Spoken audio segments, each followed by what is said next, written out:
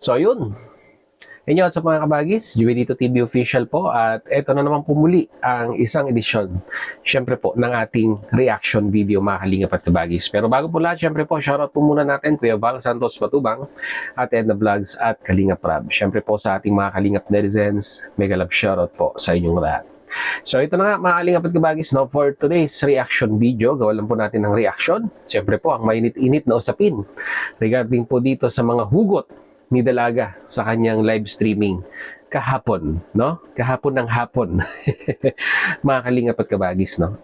May isa po akong napansin, no? Bilang isang reactor. Siyempre po, bilang isang reactor ng kalingap na matagal na pong nakasubaybay dito po sa community na ito at nagre-react. At nauunawaan ko po, no? Kung paano po ang proseso ng paghahanap ng beneficiaries, mga kalingap at kabagis. At yung mga iba dyan na beneficiaries ng Kalingap ay nire-repair po, no? Mga Kalingap at kabagis. Ibig sabihin, may isang scouter, may isang Kalingap scouter ang naka-scout dito. At initially, syempre po, sila po yung tumutulong. Pero syempre po, no, para lalong mas mapaganda, ika nga, ang kanilang kalagayan, no, sa buhay, ay inire-repair po nila ito sa, syempre po, kay Kalingap Rab or kay Kuya Val Santos Matubang. Or sila Kuya Val mismo, at si Kalingap Rab ang nakaka-discover ng mga beneficiaries na ito. So, dalawang pan po yan, no? Mga Kalingap at kabagis. Dalawang option kung paano po natutuklasan ang isa pong beneficiaries ng Kalingap. Malinaw po yan, ha? Mga Kalingap at kabagis, no? At ika nga ay bihira talaga. Wala po akong matandaan. Kung meron man, i-comment ninyo sa ating comment section, mga kalingap at kabagis, yung tipo bang yung hindi ni-repair or hindi po hindi po na-discover, yung ika nga ay yung mismong kalingap, no?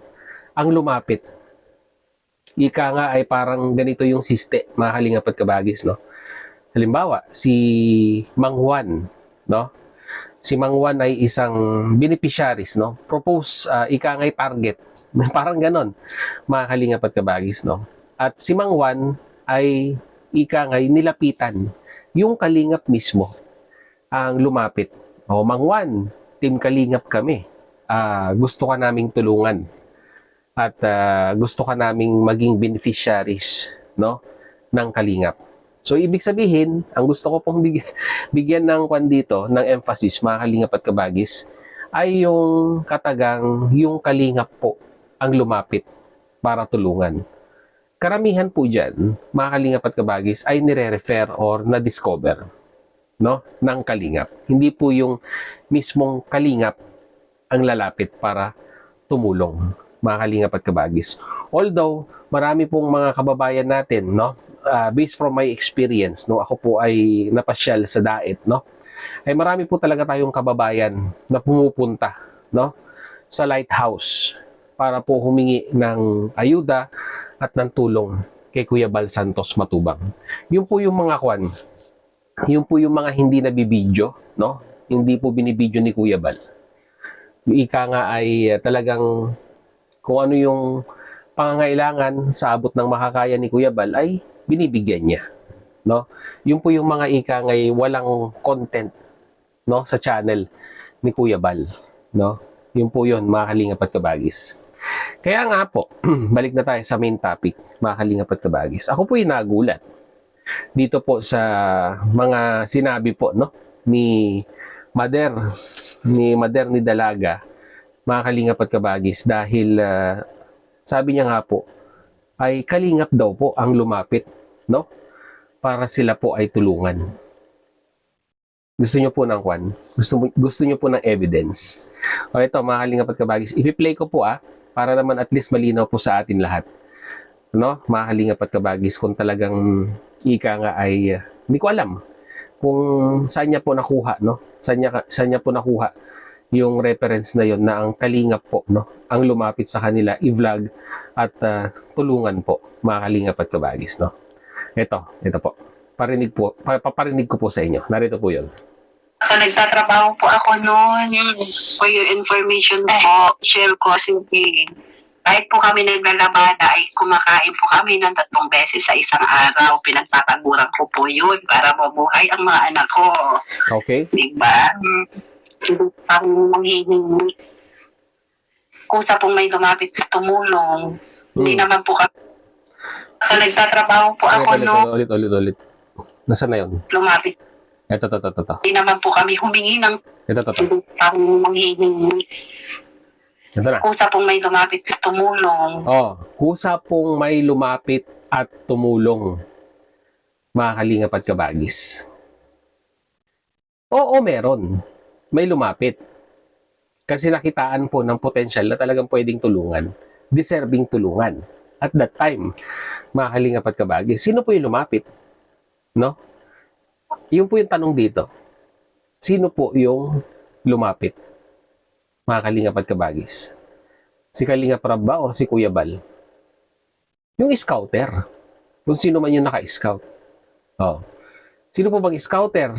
Mga kalingap at kabagis. Kayo na po sumagot niyan. Pagpatuloy natin. Hindi naman po kami humingi ng tulong. Sila po yung lumapit sa amin para tulungan kami. Siyempre, nagpapaawa ka. Diba? Siyempre, nagpapaawa daw, mga kalingap at kabagis.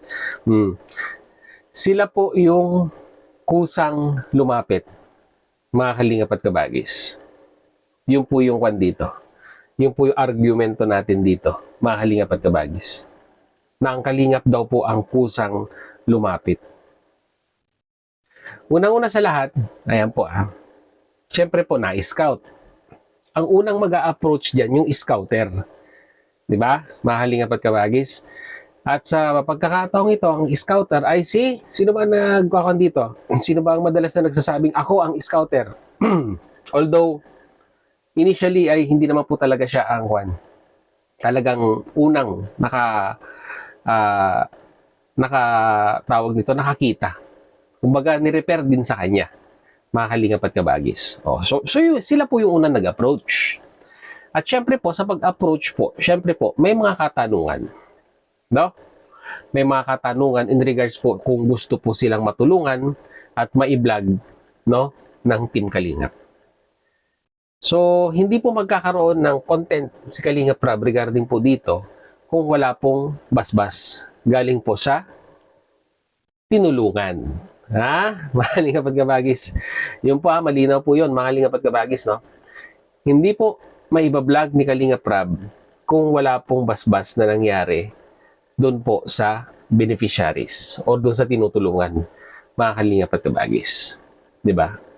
Kung ako po yung nasa katayuan, magpapasalamat na lang po ako. Diba? Bakit itong mga bagay na ito ay kailangan nating ngayong sabihin sa social media na hindi po sila ang lumapit at sila po yung nilapitan para tulungan. Ano ang argumento natin dito? Ano ang gusto nating ipakita o ipamulat sa mga viewers na hindi po tayo ang ngay naghahabol para matulungan? Siyempre po lahat po tayo naghahangad ng maginhawang buhay, mga kalingap at kabagis. The only difference is, base po sa ating paniniwala, ay yung mga ibang tinutulungan, mga kalingap at kabagis, ay hindi naman po ganito yung nagiging outcome. No? Actually, marami pa po, no? Marami pa pong mga salitang nabitawan po dito, no? Na kaya nga daw po natigil yung love team ay dahil nga po, mga kalingap at kabagis, ay hindi niya matiis or something like that na nababalahura po ang magulang, mga kalingap at kabagis. Ang tanong na lang po dito, in what way nung tinutulungan pa? No? In what way nung tinutulungan na nabalahura po? Ang pamilya, o ang magulang, o ang anak, sa anong paraan po, mga kalingap at kabagis? At kung sakali man na nakakita na sila ng irregularities sa simula pa lang, mga kalingap at kabagis, ay bakit po ipinagpatuloy at umabot po ng kulang-kulang 100 episode yung pong love team na yan? Yun po ang kailangan nilang sagutin? Dahil ba may mga pagtulong na kailangang matapos? May pabahay, may paaral, may mga ayuda. Yun po ba ang dahilan? Kaya po umabot ng kulang-kulang 100 episode? Tanong lang naman, mga kalingap at kabagis, yung mga bagay-bagay na ito para sa atin po. Kaya balik po tayo doon sa pinag-uusapan natin na ika nga ay, di ba, Team Kalingap ang lumapit at tumulong. Para sa akin po, in such a way, there is lumapit kasi po ni-repair ng scouter. No? Mga kalingap at kabagis. Hindi naman po yan maiko-content ng isang kalingap rab kung hindi po ni-repair or ika nga isinangguni or ipinakilala ng scouter dito po kay kalingap rab. Yun po yung malinaw doon, mga kalingap at kabagis. No? Sana man lang sana, di ba? Sana man lang sana, mga kalingap at kabagis ay in such point of their life ay tinignan din nila yung mga positive na nangyari po, no? Sa buhay nila. Kung ano man yung tinatamasa nila ngayon, mga kalingap at kabagis. Kasi, ang napapansin talaga natin, it is more on bitterness na po sa side nila, no? It is more on the negative side na po talaga ang sinasabi nila. In despite na once upon a time, mga kalingap at kabagis, no? May isa pong team kalingap na nandyan na tumulong po, no? At nabago po ang kanilang buhay. Yun lang po masasabi ko doon, mga kalingap at kabagis. So, yun lang po ang ating reaction video for today. And once again, ay mag-comment na lang po kayo sa ating comment section kung ano naman po ang inyong opinion regarding po sa napag-usapan natin ngayong araw na ito. So yun, muli maraming salamat dahil sa dulo po ng ating reaction video ngayong araw na ito ay nasamahan niyo po muli si Jubilito TV Official. At muli po nagpapaalala po ang inyong host, mga kalingap at kabagis, sa mga hindi pa po nakasubscribe, subscribe niyo na po, Jubilito TV Official. At kung nagustuhan niyo po ang ating reaction video for today, mga kalingap at kabagis, ay paki-like and share na lang po. So hanggang dito na lang, once again, Jubilito TV Official. As I always say, mga kalingap at kabagis, peace, God first. God bless po. Bye-bye!